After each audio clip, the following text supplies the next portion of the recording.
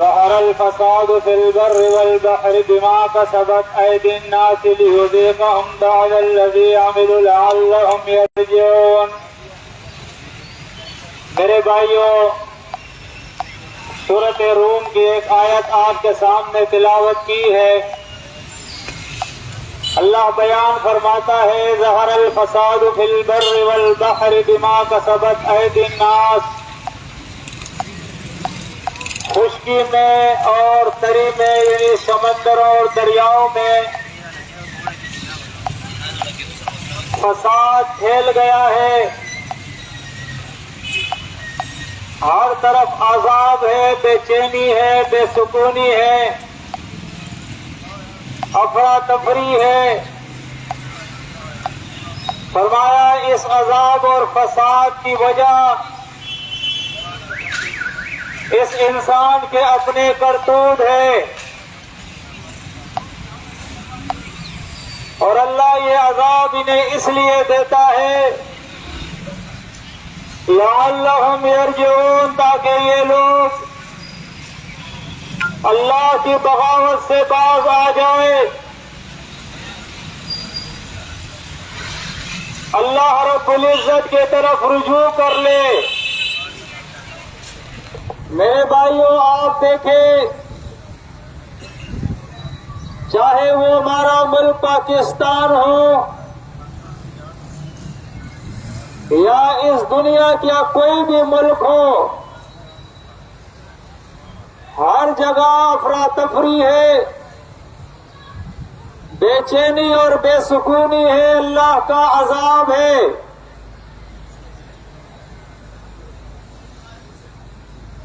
لیکن آج اس شدید عذاب کے باوجود قوم جو ہے اس عذاب کی وجہ کو نہیں جانتی، یہاں تک کہ قوم کے دانشور، اسکالر اور علماء وہ بھی اس عذاب کی وجہ سے نابلد ہے، مختلف وجوہات ذکر کرتے ہیں، کبھی اسے معاشی مسئلہ گردانتے ہیں، کبھی اسے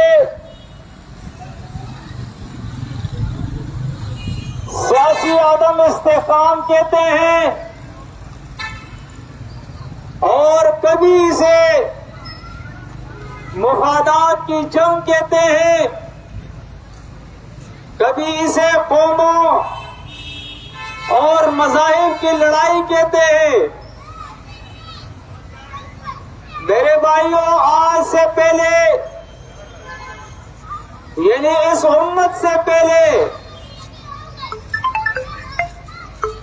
بنی اسرائیل، جن کے اندر اللہ رب العزت نے کثرت سے انبیاء بھیجے تھے، ان سے خطاب کیا یا بنی اسرائیل اذکروا نعمتی التی انعمت علیکم وانی فضلتکم علی العالمین، کو جہان والوں پہ فضیلت دی ہے، لیکن جب یہ بنی اسرائیل جس کے اندر کثرت سے انبیاء آئے اور اللہ نے آسمانی کتابیں انہیں عطا کی، لیکن پھر بھی یہ اللہ کی نافرمانی کرتے رہے، بغاوت کرتے رہے، شرک کرتے رہے، اللہ کے انبیاء کو انہوں نے قتل کیا، حق کی مخالفت کی، اور آخرت کے بجائے انہوں نے آخرت کے اوپر دنیا کو ترجیح دی۔ تو اللہ فرماتا ہے اہبطوا مصرا فإن لكم ما سألتم، جو دنیا تم اللہ سے طلب کر رہے ہو اللہ نے تمہاری دعا قبول کر لی، جاؤ تمہیں میں دنیا دے رہا ہوں۔ اور ساتھ نے فرمایا وَضُرِبَتْ عَلَيْهِمُ الذِّلَّةُ وَالْمَسْكَنَةُ وَبَاءُوا بِغَضَبٍ مِّنَ اللَّهِ ذَلِكَ بِأَنَّهُمْ كَانُوا يَكْفُرُونَ بِآيَاتِ اللَّهِ. بیان فرمایا کہ جب تم نے دنیا کو ترجیح دی، اللہ کی بغاوت اختیار کی، ایمان کی نعمت کی قدر نہیں کی، تو اب اللہ نے ذلت اور مسکنت کو تمہارا مقدر بنا دیا اور فرمایا وَبَاءُوا بِغَضَبٍ مِّنَ اللَّهِ. اللہ کے غضب کے اندر یہ قوم مبتلا ہو گئی اور وجہ فرمائی ذَلِكَ بِأَنَّهُمْ كَانُوا يَكْفُرُونَ بِآيَاتِ اللَّهِ وَيَقْتُلُونَ النَّبِيِّينَ بِغَيْرِ الْحَقِّ. اللہ کی کتاب کی آیات کا انکار کیا کرتے تھے، اور جب اللہ کے نبیوں نے ان کے سامنے اللہ کی آیتیں بیان کی، اللہ کے احکامات بیان کیے، تو ان سے لڑنے لگے، اور یہاں تک کہ ان کے قتل پہ بھی انہوں نے قتل کو بھی اپنے لیے جائز قرار دے دیا. اور آگے اللہ بیان فرماتا ہے ذَلِكَ بِمَا عَصَوْا وَكَانُوا يَعْتَدُونَ. اللہ کی نافرمانیوں کی وجہ سے اور جو حدیں اللہ نے ان کے لیے بنائی تھی، ان حدوں سے آگے بڑھنے کی وجہ سے اللہ کے عذاب کے اندر یہ قوم مبتلا ہو گئی. اللہ نے بنی اسرائیل سے یہ نعمت لے لی اور بنو اسماعیل کو دے دی، اور نبوت اللہ رب العزت نے محمد عربی صلی اللہ علیہ وسلم کو عطا فرمائی، اور اس امت کو پورے عالم کے اندر اللہ نے فضیلت عطا کر دی، یہاں تک کہ بنی اسرائیل انہیں محکوم کر دیا. اور ان بنی اسرائیل کے جو بڑے تھے، جو کسرا اور کیسر کے بڑی بڑی مملکتیں تھیں، وہ بھی سرنگو ہو گئی، اور انہوں نے بھی نبی کریم صلی اللہ علیہ وسلم اور صحابہ کرام کو ٹیکس وہ دیا کرتے تھے اور ذلت کی زندگی گزارتے تھے. لیکن جب یہ امت اسی بنی اسرائیل کی ڈگر پہ چلی، اللہ کی کتاب کو کپڑوں میں لپیٹ کے طاقوں پہ رکھ دیا، تعویذ لکھے، اس سے دم کرے اور یہ رسم و رواجوں کے اندر استعمال کرے. یہ قانون کی کتاب تھی، یہ فیصلوں کی کتاب تھی، اس قانون کے کتاب کو تعویذ بنا کے گلوں میں لٹکا لیا، دم اور منتر کے لیے استعمال کیا، اور کپڑوں میں لپیٹ کے طاقوں کا زینت اس کتاب کو بنایا. ان کے علماء کی اکثریت قرآن کہتی ہے یا ایھا الذین آمنوا ان کثیرا من الاحبار والرہبان لیأکلون اموال الناس بالباطل ویصدون عن سبیل اللہ. جن علماء کا کام لوگوں کو قرآن سکھانا تھا، ان علماء نے قرآن سے روکنا شروع کر دیا اور اس قرآن پہ اپنا پیٹ پالنا شروع کیا. اللہ بیان فرماتا ہے جب امت کی یہ حالت ہوئی ہے کہ ان کے علماء دنیا دار، ان کے اسکالر دنیا دار اور ان کے دانشور دنیا دار ہو گئے، یہ دنیا کے طرف راغب ہو گئے، عیاشیوں کے اندر مگن ہو گئے، آخرت کو، موت کو بھول گئے، اللہ کی توحید کا انکار کیا، نبی کی رسالت کا انکار کیا، اللہ کی کتاب کی حقانیت کا انکار کیا. اس کے بعد اللہ بیان فرماتا ہے قُلْ هُوَ الْقَادِرُ عَلَىٰ أَن يَبْعَثَ عَلَيْكُمْ عَذَابًا مِّنْ فَوْقِكُمْ أَوْ مِن تَحْتِ أَرْجُلِكُمْ أَوْ يَلْبِسَكُمْ شِيَعًا وَيُذِيقَ بَعْضَكُمْ بَأْسَ بَعْضٍ. اللہ فرماتا ہے پھر اس قادر مطلق ذات نے فیصلہ فرمایا کہ وہ قادر ہے کہ اللہ اوپر سے عذاب کو نازل کرے، نیچے سے عذاب کو نکالے، یا آپس میں تمہیں فرقوں کے اندر تقسیم کر کے لڑا دے. اللہ کے بندو، آج آپ دیکھیں جب بنی اسرائیل اللہ کی نافرمان ہوئی تو اللہ نے ان پہ فرعون کو مسلط کر دیا. آج جب یہ مسلمان قوم اللہ کی نافرمان ہو گئی تو اللہ نے اس وقت کے فرعون یعنی امریکہ کو ان کے اوپر مسلط کر دیا۔ آج پوری دنیا یہود و نصارہ سے، ورلڈ بینک سے، IMF سے سود پہ قرضے لے کر اپنی فوج کو چلا رہی ہے، اپنی معیشت کو چلا رہی ہے۔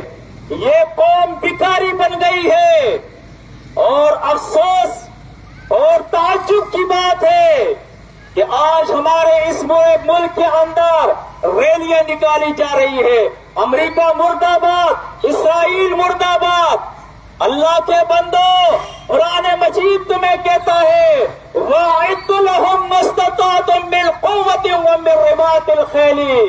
اے ایمان کا دعویٰ کرنے والوں، اے یہود و نصارہ سے سود پر بھیک مانگنے والوں، تمہارا تعلیمی نظام یہود و نصارہ چلاتے ہیں، تمہاری فوج کو یہود و نصارہ چلاتے ہیں، تمہاری عدالتوں کو یہود و نصارہ چلاتے ہیں، تمہاری سیاست اور حکومت کو یہود و نصارہ چلاتے ہیں، تمہارے اوپر یہود و نصارہ بیٹھے ہوئے ہیں، تم ان کے غلام ہو۔ غلام کبھی اپنے آقا کے خلاف بات نہیں کر سکتی ہے۔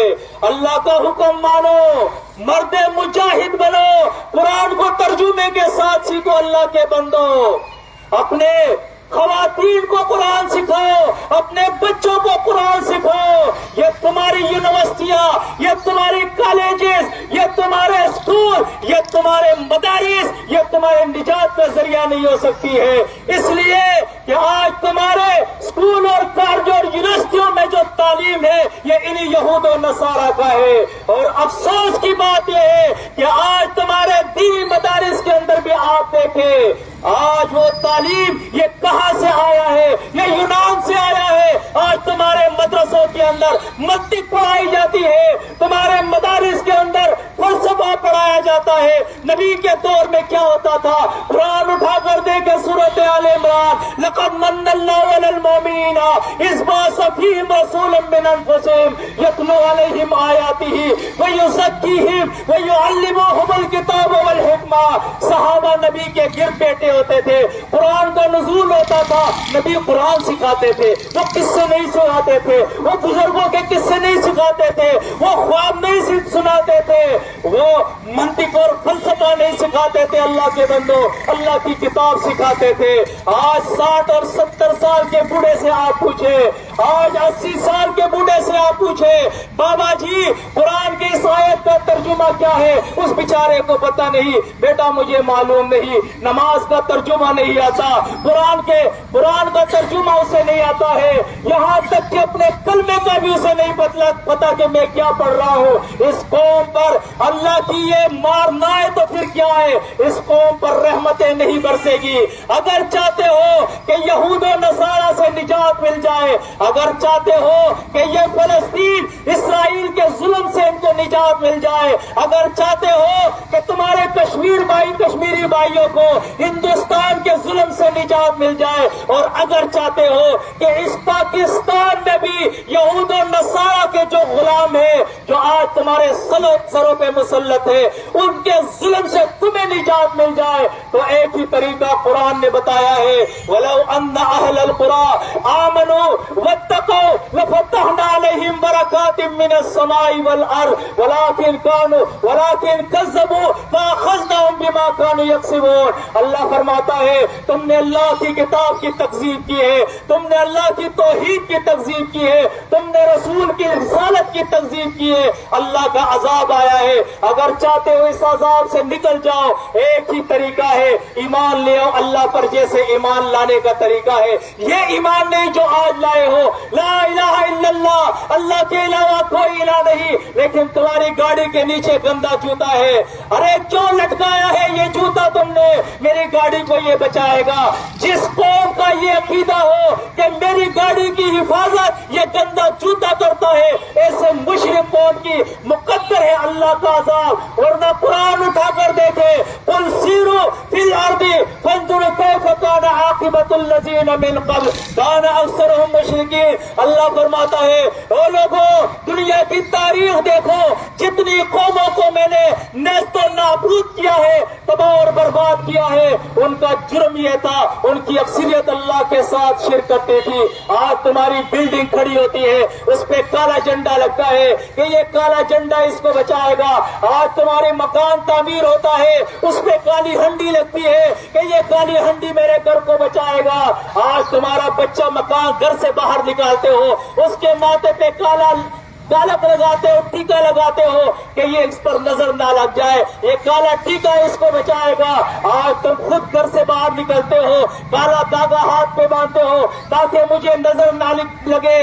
آج تمہارا عقیدہ جادو پہ بنا ہے، آج تمہارا عقیدہ دموں پہ بنا ہے، آج تمہارا عقیدہ تعویذوں پہ بنا ہے، آج تمہارا عقیدہ دلدل پہ بنا ہے، تازیوں پہ بنا ہے، پیروں کے سامنے جھکتے ہو، قبروں کے سامنے جھکتے ہو، یا رسول اور یا مدد کے نعرے لگاتے ہو۔ آج تم نے سینکڑوں نہیں ہزاروں الہ اللہ کے ساتھ کھڑے ہوئے ہیں۔ قرآن کہتا ہے هو الذی فی السماء الہ وفی الارض الہ، آسمان میں بھی وہی الہ، زمین میں بھی وہی الہ ہے۔ اگر چاہتے ہو دنیا اور آخرت میں اللہ کے عذاب سے بچ جاؤ تو ایک ہی طریقہ ہے، قرآن کو ہاتھ میں اٹھاؤ، ترجمے کے ساتھ پڑھو، شرک سے باز آ جاؤ میرے بھائیوں۔ اولاد دینے والا صرف ایک اللہ ہے، کوئی اور نہیں دے سکتا ہے۔ بیماری ٹالنے والا ایک اللہ ہے، کوئی اور شفا نہیں دے سکتا۔ مصیبتوں کو ٹالنے والا ایک اللہ ہے، کوئی اور نہیں ٹال سکتا۔ یہ لوبان کی دنیا، یہ ہرے بھرے جھنڈے، یہ کچھ نہیں کر سکتے ہیں۔ یہ جو تم نے کڑے باندھے ہیں، یہ جو تمہارے انگلیوں کے چھلے ہیں، یہ نگینے ہیں، یہ یاقوت ہے، یہ مرجان ہے، یہ زبرد ہے۔ اللہ کی قسم ہے تمہارا عقیدہ ہندوؤں سے بھی بدتر ہے۔ وہ اپنے ہاتھوں سے پتھر کے بت بنا کے اس کا پوجا پاٹ کرے، تمہارے انگلیوں کے اندر یاقوت اور مرجان پتھر ہے، اس پر تمہارا عقیدہ ہے۔ اللہ کے بندو یہ کیا تمہارا عقیدہ ہے؟ یہ تمہارے علماء نے تمہیں کیا عقیدہ لیا ہے؟ ایک اللہ ہے، وہی اولادیں دیتا ہے، وہی کائنات کا خالق اور مالک ہے۔ الا لہ الخلق والامر، پوری کائنات اس کی ہے، اس کی تخلیق اس نے اکیلا کی ہے اور سارا اختیار اسی کے پاس ہے۔ نہ جادو میں کوئی اثر ہے، نہ دم میں کوئی اثر ہے، نہ دجال میں کوئی اللہ کی الوہیت ہے، نہ کسی اور کے اندر کوئی اثر ہے، نہ بابے کے پاس اثر ہے، نہ کاکے کے پاس ہے، نہ نبی کے پاس تصرف ہے، نہ ولی کے پاس ہے، نہ جنات کے پاس ہے، نہ آسمان کے ملائک کے پاس ہے۔ یا ایھا الناس انتم الفقراء الی اللہ، تم سب کے سب اللہ کے در کے فقیر ہو۔ ایک دفعہ ایسا ایمان لا کے دیکھو کہ تمہارا الہ ایک ہے، اسی سے نفع اسی سے نقصان کی امید رکھو، اسی سے خوف کھاؤ اور اسی سے امید رکھو، اسی کے قانون کے مطابق زندگی گزارو۔ پھر تم دیکھو یہ یہود تمہارا کچھ نہیں بگاڑ سکتے، یہ نصرانی تمہارا کچھ نہیں بگاڑ سکتے۔ جب موسیٰ علیہ السلام فرعون کے پاس جا رہا ہے، دو بھائی ہے موسیٰ علیہ السلام اور ہارون علیہ السلام۔ موسیٰ علیہ السلام کہتے ہیں اے اللہ مجھے ڈر ہے، یہ فرعون مجھے قتل کر دے گا۔ اللہ فرماتا ہے جا موسیٰ تم دونوں جاؤ، میں تمہارے ساتھ ہوں، میں دیکھ رہا ہوں، میں سن رہا ہوں، تمہارا کچھ وہ نہیں بگاڑ سکتا۔ فرعون سورۃ زخرف اٹھا کر دیکھے، وہ کہتا ہے ضرور اقتل موسیٰ، مجھے چھوڑو میں پھر موسیٰ کو قتل کر دوں، لیکن اتنا بڑا بادشاہ جو انا ربکم الاعلی کہتا ہے موسیٰ علیہ السلام کو قتل نہیں کر سکتا۔ میرے بھائیوں یہ پاور سارا ایک اللہ کے پاس ہے۔ انشاءاللہ تم دیکھو گو، ایمان تو لے آنا، یہ کیسا اسلام ہے؟ تم نشے کرتے ہو، تم سود کھاتے ہو، تم رشوت لیتے ہو، تمہاری ماں بہنیں ان بازاروں کے اندر بے پردہ گھومتی ہے، تمہارا نوجوان ڈسکو ڈانسر بنا ہے، آج یہ حجام کی دکان سے نکلتا ہے، آپ اس کو سر کے بیٹھو، یہ بندر کی طرح برگر بنا ہوا ہے، یہ مسلمان ہے، نہ اس کے بال اسلام کے، نہ اس کا لباس اسلام کا، نہ اس کا بیٹھنا اٹھنا اسلام کا، نہ اس کا کاروبار۔ آج اس کا دکاندار صبح سے شام تک ملاوٹ کرتا ہے، ناپ تول میں کمی کرتا ہے، ڈنڈیاں مارتا ہے اور ذخیرہ اندوز اس کا تجار کر رہا ہے۔ اللہ کے بندو یہ کون سا اسلام ہے؟ یہ گپ شپ چھوڑو، اسلام سے مذاق چھوڑو، صحیح اسلام اپناؤ، اللہ کے حکم پہ عمل کرو، نبی کے طریقے پہ عمل کرو۔ اور یہ آج جو فرقے بنے ہیں، یہ 4 امام ہے، یہ دیوبندی ہے، یہ بریلوی ہے، یہ اہل حدیث ہے، یہ سیاسی پارٹی ہے، یہ لسانی پارٹی ہے، کوئی پارٹی نہیں ہے۔ ان الدین عند اللہ الاسلام، اللہ کی پارٹی اسلام ہے۔ تمہارا نام اللہ نے وسماکم المسلمین، مسلم رکھا ہے۔ تمہارے لیے کتاب ہدایت قرآن ہے۔ میرا اور آپ کا رہبر، رہنما، قائد اعظم اور قائد اعلیٰ محمد الرسول اللہ صلی اللہ علیہ وسلم ہے، کوئی لیڈر نہیں۔ اللہ کے بندو، آؤ اس امت کو ایک کرو، نیکیوں کی دعوت دو، گناہوں سے منع کرو، انشاءاللہ اللہ کی رحمتیں برسے گی۔ سبحانک اللہم و بحمدک، اشہد ان لا الہ الا انت، استغفرک و اتوب الیک، وصلی اللہ علی النبی۔